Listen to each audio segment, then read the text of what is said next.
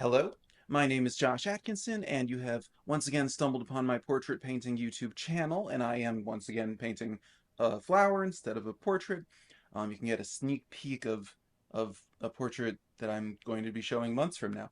But yeah, normally I do these portraits, but today we're going to be doing this rose. I did also quickly want to say thank you for I reached 100 subscribers recently, and thank you. That means a great deal. I know it's not a big number, but thank you. Anyway, yeah, I'll just start the time lapse now. So this is the source image.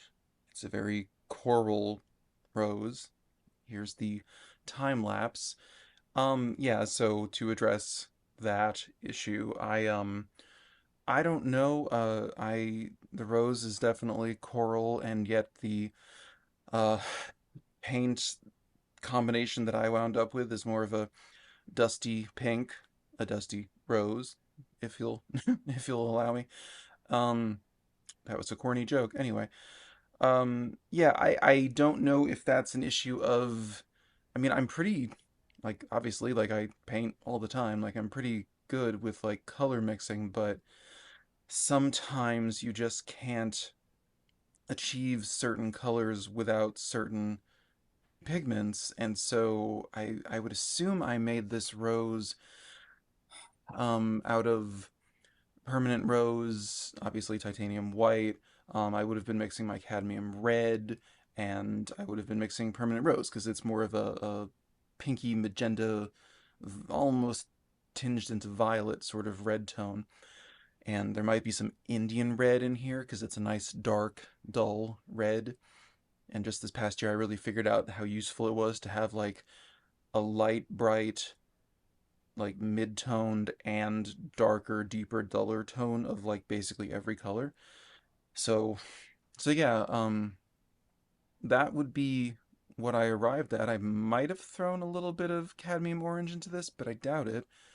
Um, yeah, I don't know. I don't quite know why I couldn't achieve the orange toned coral. Coral is basically like pink plus orange as far as I can think to describe it.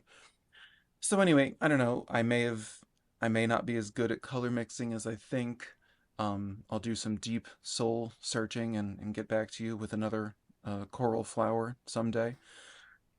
And if it's not that, then I just don't really have the right pigments. I learned a lot from my favorite YouTube oil paint person, Chelsea Lang. She did a video where she talked about like not relying on red, yellow, blue as your primaries, but to rely like to borrow a page from printers and rely on cyan, magenta, and yellow instead.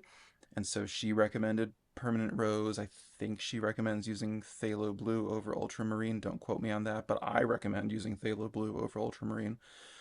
Um, so yeah, I'm just saying there are some things like when I finally got permanent rose, it opened up a world of reds to me that I just didn't realize I wasn't getting. And the same thing with phthalo blue. Like it's just such a richer tone than ultramarine, and I my entire decade of painting really thought ultramarine was kind of like, she was the one, she was it, but she's not the one, you know?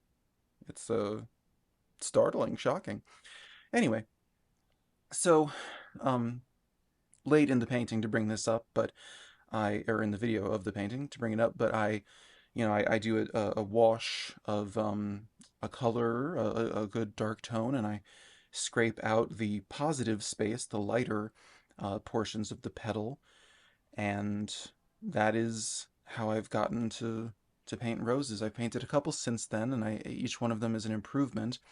This is only my second successful rose. I could never figure roses out because the way that I start a painting is very direct and very like I just kind of jump in. I don't draw things first. I don't like doing that, so I always ended up with too much paint and too much. It then becomes muddy and too thick, and it won't take new color. So something as segmented and specific as a rose with all of those precise little petals and precise crisp little edges, that was just something I couldn't couldn't get to work until I saw somebody do it on Instagram, and his name was Paul Foxton, I believe. I definitely said his name in my other rose painting video where I painted a white rose. Um, but yeah, I just kind of once I saw that the way to do something with really specific edges and variety of like rose petals are basically the same form, the same shape, but their positioning and like if it's at the end of the flower or the middle of the flower, the center, it's just so different. It can appear as thin as a piece of paper, or it can appear as big as a flat, rose petal would. So so yeah, so when doing something with that much variety of the same actual object, it makes sense to you could draw it first, but I just don't really like to do that. So it makes sense to just scrape out the positive space, which is kind of like using a scratch board. I did that in high school once, and it was basically just putting down the light tones instead of the dark tones first. So yeah, there's no real like how to verbally, speaking that I can give you about how to paint roses. It's really just accepting that it's just like petal by individual petal. Now at this point I've let the painting settle and dry just a touch, but stay wet enough to be able to take new pigments. And so I'm using the complements of this pink, so a green mixed into these pink colors, just for the spots that have the darkest, deepest shadows. That's kind of what I'm doing now. I'm reinforcing some of these crisp edges, and I am also adding a little bit lighter highlights where necessary.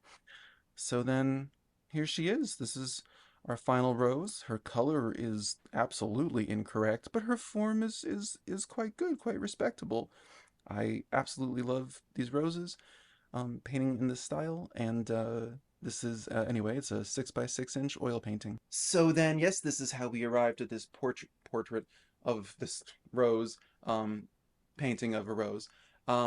Yeah, I love just getting my realism abilities kind of tested when I always try to get an accurate likeness of my portraits, but I'm not going for conventional realism with them. So I need to just get a little brush up and work on a rose here and there, here and there. Should also practice speaking. Thank you again for the 100 subscribers. It means a lot when I subscribe to a YouTube art channel. It's because there's a backlog of content and because it actually is teaching me something. So that 100 of you would do that kind of like means a lot. This is my 6 month anniversary of having a video every week on YouTube. So feel free to go and look at those. But yeah, hopefully you've enjoyed this rose tutorial, exploration, whatever. And if you liked it, feel free to subscribe and like and all that. And I guess I'll see you next Monday with a portrait. Until then, have a creative 7 days.